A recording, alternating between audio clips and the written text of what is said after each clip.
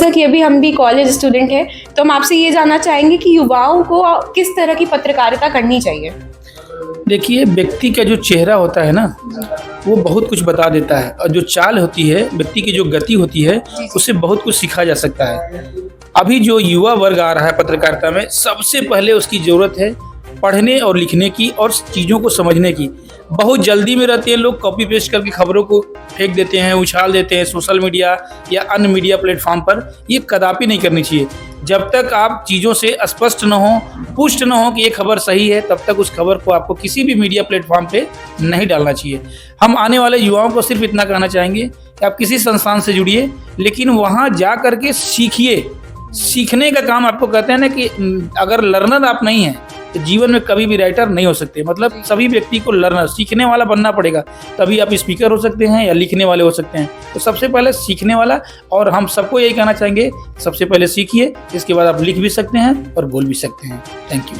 तो जैसा कि सर ने हमें बताया कि हमें एक लर्नर बनना चाहिए, तो सर इसी पे मेरा एक और सवाल आपसे है कि जैसे आज के दौर में लोग सिर्फ कैमरे के सामने आना चाहते हैं, कोई भी उसके पीछे के जो कठिन हम लोग मतलब परिश्रम है उसको नहीं देखना चाहता है, तो उस पर आप क्या कहना चाहेंगे? देखिए, दिख जाना, आजकल तो सोशल मीडिया का टाइम है, लोग लाइव आकर के अपने आप को दर्शा ले रहे हैं, दिखा ले रहे हैं, लेकिन जो वर्क होता है, work on the file, work on the table, इसका बहुत महत्वपूर्ण रोल है।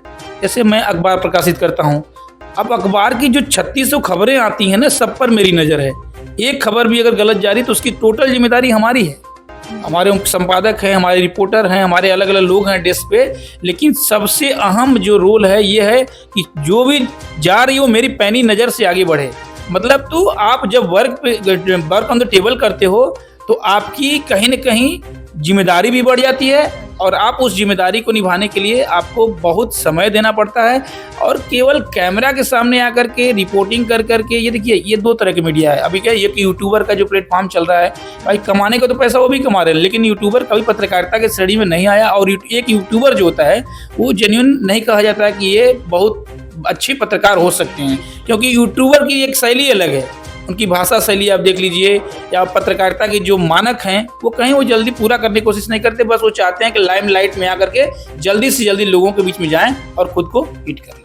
बहुत बहुत शुक्रिया सर आपका। आपके जो शब्द हैं वो हमारे लिए बहुत ही ज़्यादा हम आपसे बहुत ही प्रेरणा ले सकते हैं, क्योंकि आप हमें जो शब्द बताए हैं कि हमें कनेक्टिविटी लानी चाहिए, लर्निंग बहुत ज़रूरी है हमारे लिए। तो आपसे सीखने को बहुत कुछ है, आपसे फिर मिलने का हमें मौका मिले। बहुत बहुत शुक्रिया आपका।